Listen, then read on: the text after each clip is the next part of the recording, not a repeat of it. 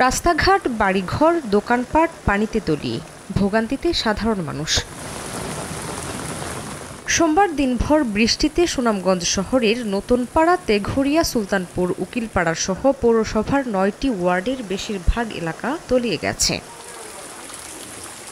দেখার হাওর ও সুরমা নদীর পানি উপচে ঢুকে পড়েছে নিম্নাঞ্চলের বাড়িঘরে। জগন্নাথপুর, সলেমানপুর, ছাতক, শক্তিয়ার খলা সহ ৬টি পয়েন্টে পানি বৃদ্ধি অব্যাহত রয়েছে। সোমবার পানি উন্নয়ন বোর্ডের বারিপাদ স্টেশনের লাউয়েরগড়ে ২২৮ মিলিমিটার, ছাতকে ১৯৫ মিলিমিটার, সুনামগঞ্জে ৩৬৫ ও দিরায়ে ৬৬ মিলিমিটার বৃষ্টিপাত রেকর্ড করা হয়। এদিকে আবহাওয়া অফিসের ৩ দিনের ভারী বর্ষণের পূর্বাভাসে আতঙ্ক বেড়েছে পানিবন্দী মানুষের মাঝে।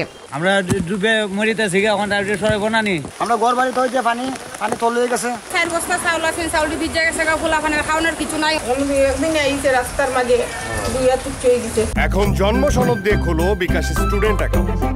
নিজের বিকাশ নিজে কর। এখনই আতঙ্কিত হওয়ার কিছু নেই বলছে পানি উন্নয়ন বোর্ড। স্থানীয়দের সতর্ক থাকার নির্দেশনা সংস্থাটির। নদীর পানি বিপদসীমার ২০ থেকে ৩০ সেন্টিমিটার উপর দিয়ে প্রবাহিত হতে পারে, তবে আতঙ্কিত হওয়ার কিছু নেই। জেলার ছোট বড় ১৩৭টি হাওর এখন পুরোপুরি পানিতে টুইটুম্বুর। কুল উপচে পানিবন্দী প্রায় লক্ষাধিক মানুষ।